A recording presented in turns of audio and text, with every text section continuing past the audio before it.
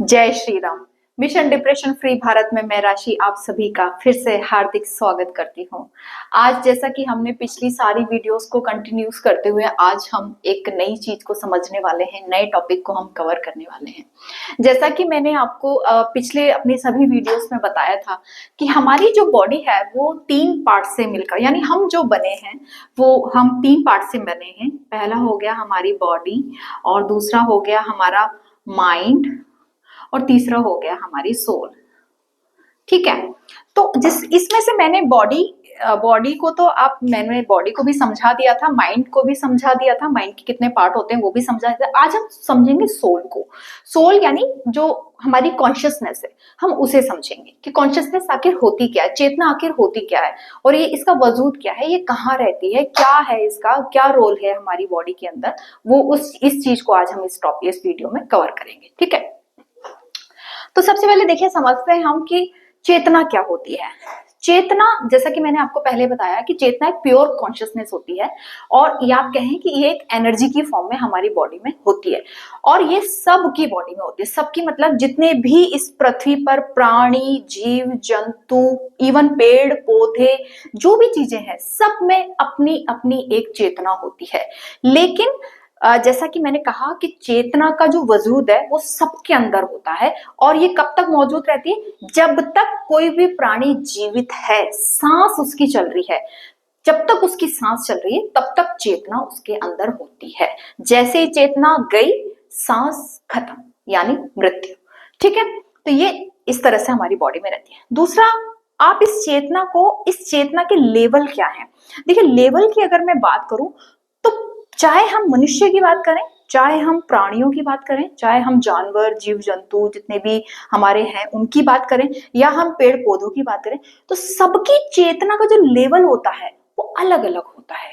ठीक है, लेकिन कुछ लोगों का, कुछ प्राणियों का चेतना का जो लेवल होता है वो सेम होता है, और जब वो सेम होता है तो उनकी क्वालिटीज भी सेम होती है, उनका सोचने समझने का तरीका भी सेम होता है, उनका जीवन को देखने का तरीका भी सेम होता है, जीवन जीने का तरीका भी सेम होता है, और सारी चीजें सेम होती हैं। जैसे फॉर एग्जाम्पल एक बंदर है, तो बंदर के अंदर जो चेतना है, तो जितने भी बंदर हैं उन सबके अंदर चेतना बिल्कुल बराबर होती है, क्योंकि वो सब बंदर हैं। ठीक है, ठीक इसी तरीके से मान लीजिए गुलाब का पौधा है, तो गुलाब के जितने भी पौधे हैं अब उनकी चेतना बिल्कुल सेम है। ठीक है, ठीक इसी तरीके से मनुष्य के अंदर जो चेतना होती है वही चेतना सभी मनुष्य में होती है। लेकिन प्राणियों में, दूसरे जीव जंतुओं में और मनुष्य में एक बहुत बड़ा अंतर है। बहुत बड़ा अंतर ये है कि मनुष्य को छोड़कर जितने भी प्राणी हैं इस धरती पर, उन सबके अंदर चेतना का अपना एक स्टैंडर्ड है, वो फिक्स है। प्रकृति ने उसको फिक्स करके भेजा है कि तुम्हारे अंदर ये चेतना है, इतने लेवल तक है, यही रहेगी। तो वो उससे ऊपर नहीं उठ पाते, ना उससे नीचे आ पाते। यानी कहने का मतलब है कि अगर एक बंदर चाहे अपनी चेतना को चेंज करना तो नहीं कर सकता, प्रकृति ने उसे फिक्स कर दिया, उसके अंदर वही चेतना है। ना वो अपनी चेतना को ऊपर ले जा सकता है, ना वो अपनी चेतना को नीचे ला सकता है। और ठीक इसी तरीके से जो पेड़ पौधे हैं, उनकी चेतना का भी अपना स्टैंडर्ड फिक्स है।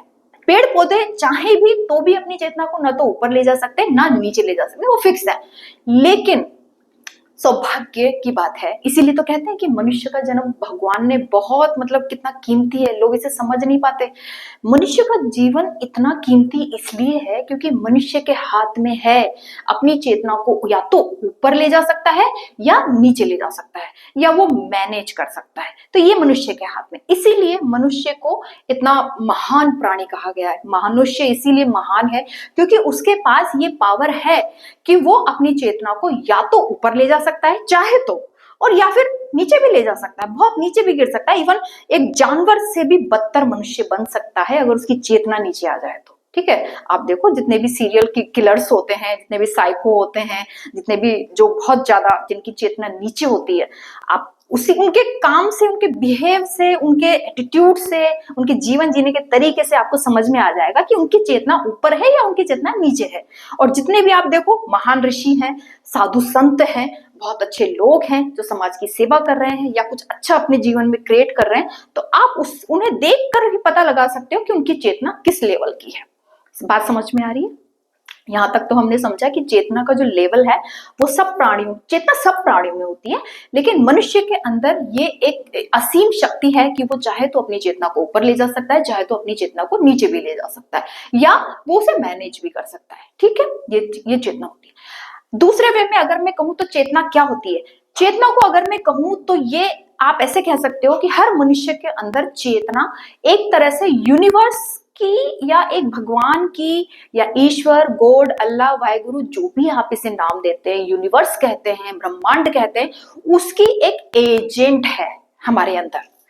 अक्सर आपने सुना होगा साधु संत क्या कहते हैं, बड़े लोग बुजुर्ग क्या कहते हैं कि परमात्मा हमारे अंदर है। आत्मा यानी आत्मा माने और एक परमात्मा, तो परमात्मा परम आत्मा का एक अंश आत्मा हमारे अंदर है, यानी हमारे अंदर भी उसी का एक अंश है। तो इसका मतलब क्या हुआ कि चेतना किसका अंश है, यूनिवर्स का ही एक अंश है जो हमारे भीतर विराजमान है।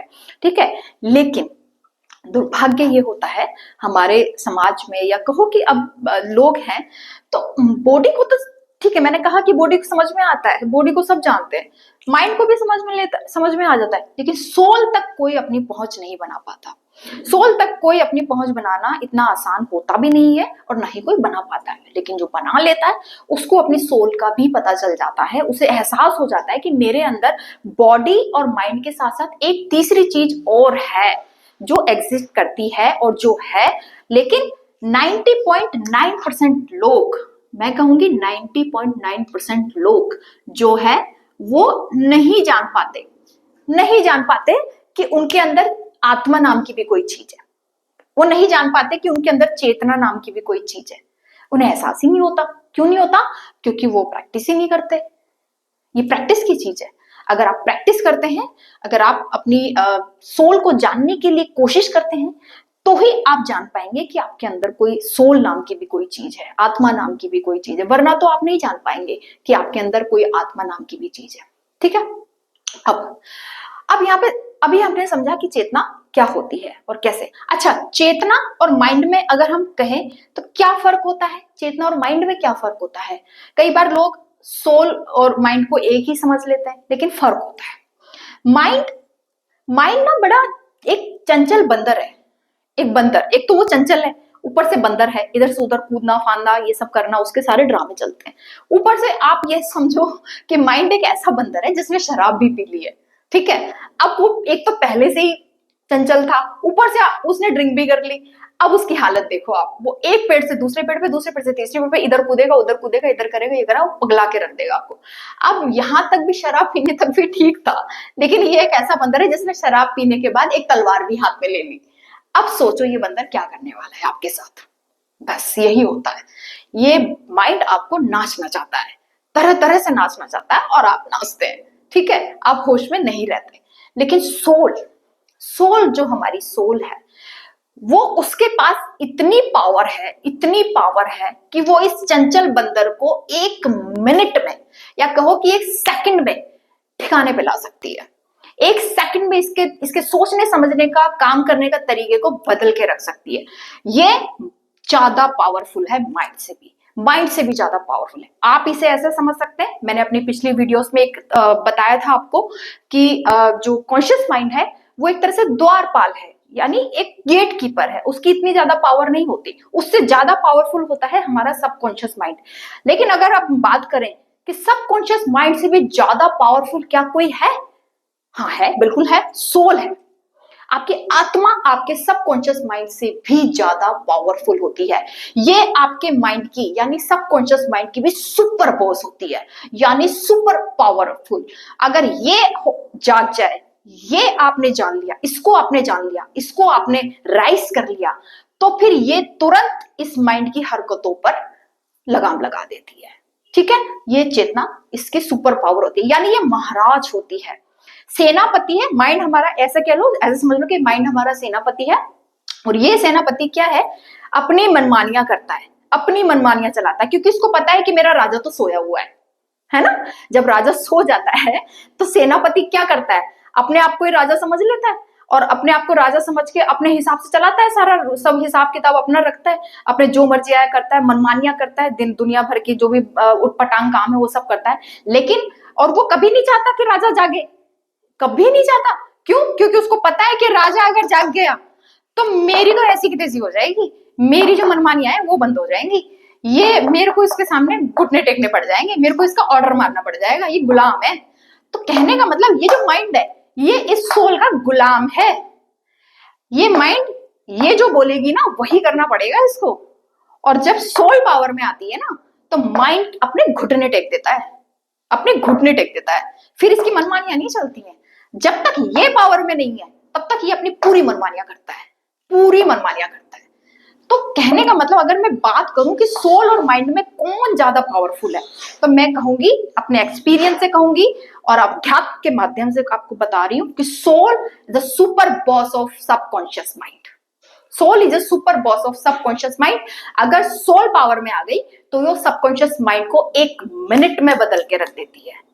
ठीक है, तो ये हमारी चेतना का काम होता है। इसीलिए तो जिन लोगों की चेतना ऊपर उठ जाती है उन लोगों का माइंड अपने आप कंट्रोल में आ जाता है, अपने आप कंट्रोल में आ जाता है। ये सोल उसको अपने आप कंट्रोल में ले लेती है। और जिनकी चेतना सोई हुई है, जिनकी चेतना नीचे है, जो डाउन है, उन लोगों का माइंड उनको पूरे जीवन भर नचाता है और वो नाचते हैं और इसीलिए जीवन में परेशान होते हैं। ठीक है, तो आज के लिए इतना ही। Thank you so much. जय श्री राम।